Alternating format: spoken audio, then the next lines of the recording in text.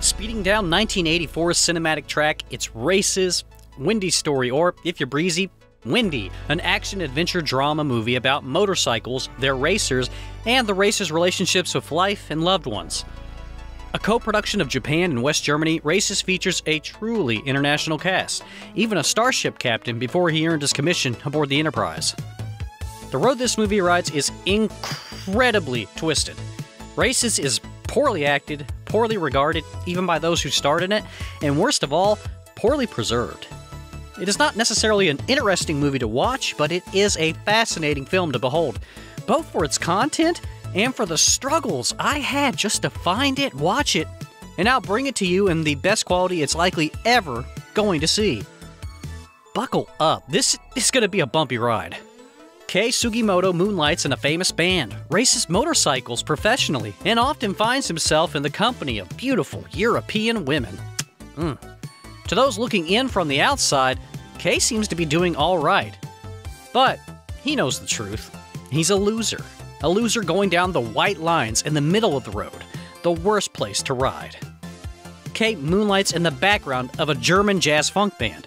He finishes motorcycle races in the middle of the pack. And worst of all, he doesn't appreciate the trophy he made with one of those European women I mentioned, his daughter, Anna. It's during Anna's latest distant, rough visit that Kei realizes something. The 80s are coming and jazz music is about to become virtually outlawed on the dance floor. Also, his kid really doesn't seem to like him that much anymore. After a near-fatal Moto Grand Prix accident, Kei decides, as bad as being a loser might be, his daughter deserves to have a living father. But he can't just be a dad. He has to become one. He's going to have to fight for more than just the middle of everything to get to that place. And as hard a challenge as this is going to be, he may realize that he's not alone in it either. Contrary to what jazz teaches us, it's not about the notes that aren't there. It's about the family that is there. All around Kei are people that are striving to be near him, no matter how fast he goes. Even Anna. Anna's been cheering for him all this time, in all of his life's many races. And it's time to win this one. Races was released in theaters in Japan and Europe, shown on Japanese TV in softly spoken legends that I read on the internet, and then appeared briefly on VHS and Laserdisc. It is now pretty much forgotten. I first learned about Races while listening to the electronic and orchestral music of Japanese artist Akira Inoue, who I encountered while of course watching the most violent of anime. While exploring his other work, I found a particular album that featured some catchy, fun, and dreamy 1980s sounds. That's nice, but it was interspersed with dialogue from what sounded like an American elementary school student reading questions while a Japanese man talked back to her in rough English. What happened? Sorry. Don't go to England. How can you drive a motorcycle if you can't drive this truck? I can manage. Wait, that's not reading. There's room and environment noises here. This is acting. Wow! No effing way. Is this from a movie? It was. This is where I learned of Windy, aka Windy Story, aka Races.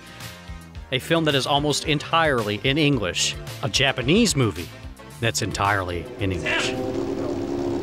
You didn't do what I said, did you? What?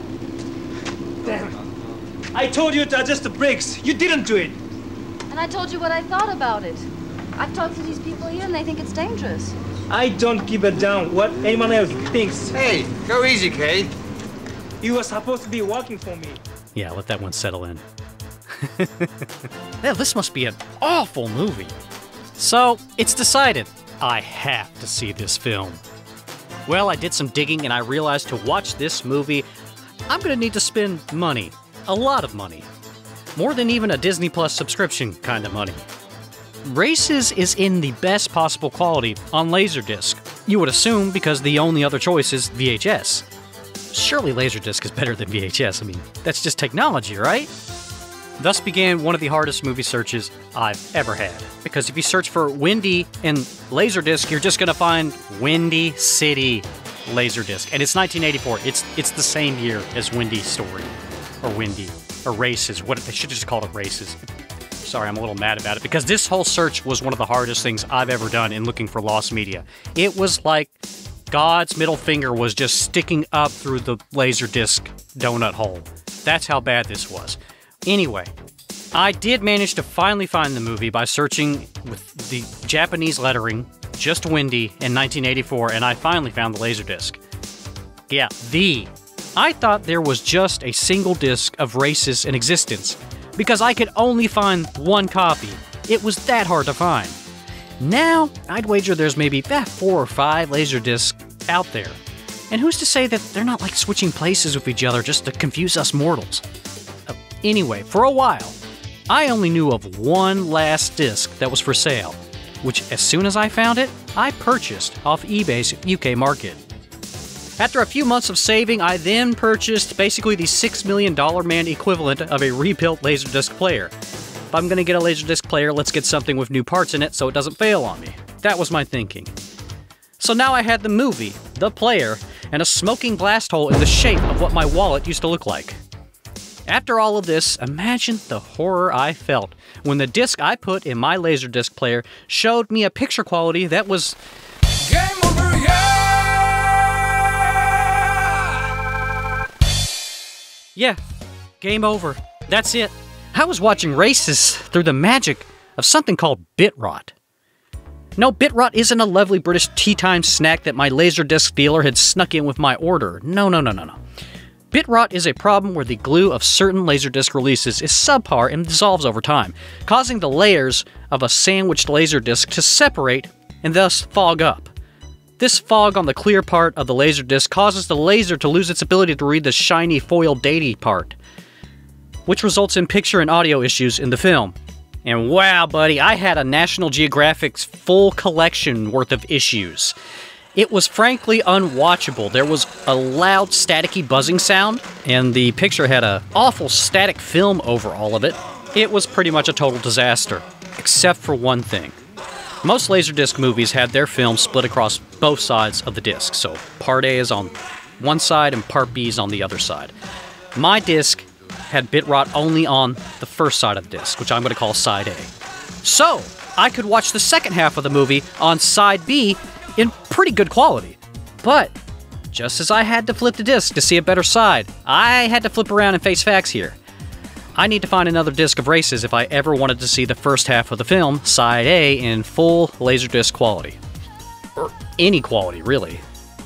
Well, it finally did come up again for sale in Japan, and I imported it.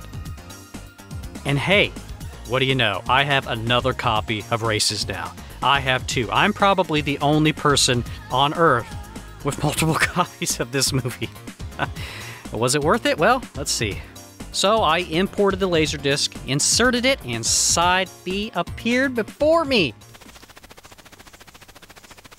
Game over, yeah! Fuck! Bitrot. At this time of year, at this time of day, in this part of the country, localized entirely within my Laserdisc player? Well, can I watch it? No. Oh, okay. But I can't give up. I flipped the disc to check, and Side A is here before me with bitrot. But it's a lesser bitrot. The picture is fine. I can fix this. If not with money, by finding another disc, a third one, which I don't think exists. A perfect one. Hell no, there's nothing like that out there.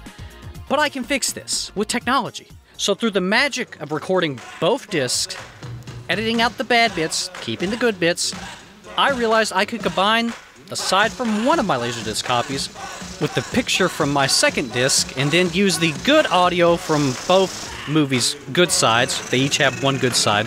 Some are better than others. This is getting confusing. It just took a lot of work. That's what we're gonna say.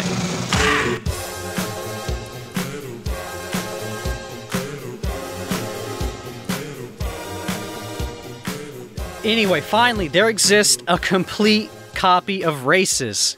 And now that it's watchable, now that we're here at the end of this long road, having barely actually talked about the film, well, how is Races? Well, let's talk about that.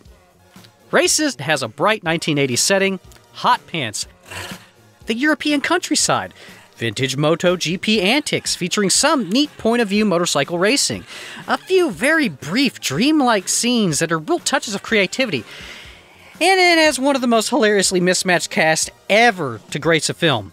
I'm serious. Aesop story about the hare and the tortoise. You think I push it too hard? Kamikaze rider, huh?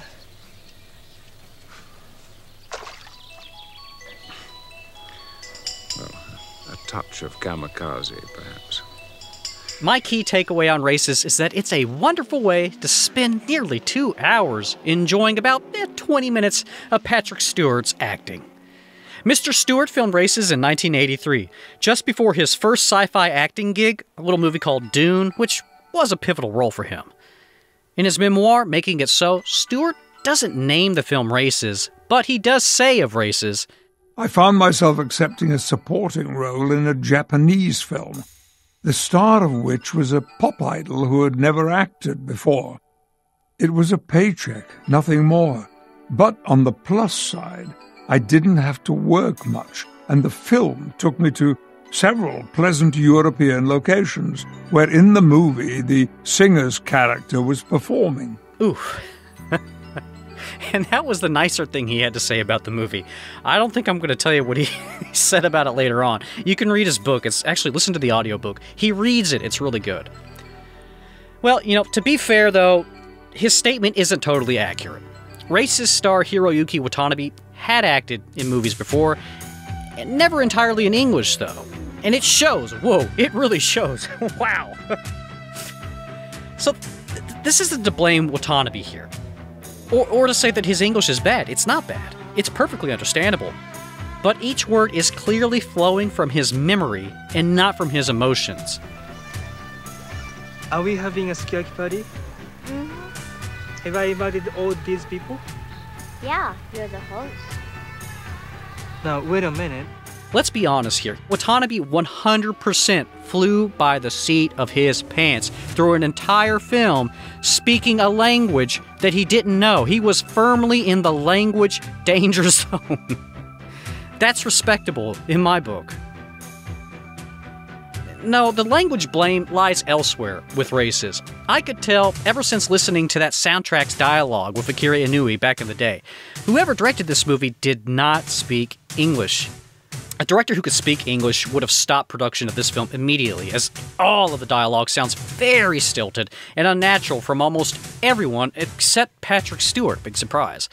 My research actually verified this, and I'm going to quote the director Masato Harada now.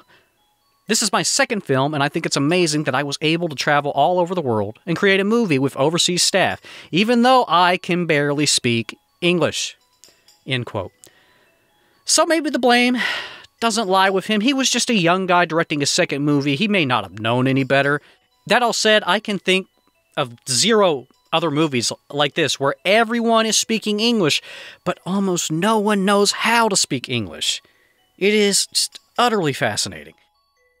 Well, thanks to the internet now and me, this movie is about to take a hot lap around the world. We're all going to get to take a ride with Races and see... Wow. Get ready to witness a wacky race between Shakespearean-level acting and Tommy Wiseau's Asian cousin who really loves motorcycles. I have to give Races 3. Patrick Stewart's about to take an overnight flight to Mexico to go star in Dune and escape this movie out of 5. It may have taken a long time, but there will still be a crowd of people waiting for Races to cross the finish line. Oh, wow. It's